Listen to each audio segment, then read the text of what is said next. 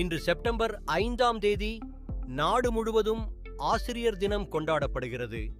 மதுரை செல்லூர் பகுதியில் உள்ள மனோகரா நடுநிலைப் பள்ளியில் முன்னாள் மாணவர்கள் ஆசிரியர் தினத்தை முன்னிட்டு தலைமை ஆசிரியர் கல்வித் தந்தை திரு பால் ஜெயக்குமார் அவர்களிடம் வாழ்த்து தெரிவித்தனர். முன்னதாக ஆசிரியருக்கு பொன்னாடை போர்த்தி மரியாதை செய்யப்பட்டது.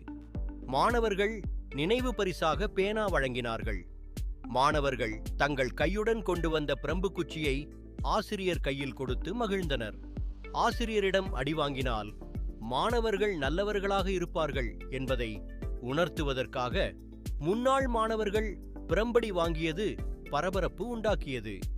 இந்நிகழ்வில் சமூக ஆர்வலர் சங்கரபாண்டியன், செல்லப்பாண்டியன், கணேசன் ஆகியோர் கலந்து கொண்டு வாழ்த்துக்கள் தெரிவித்தனர். முன்னாள் மாணவர்களை கண்ட ஆசிரியர் மகிழ்ச்சி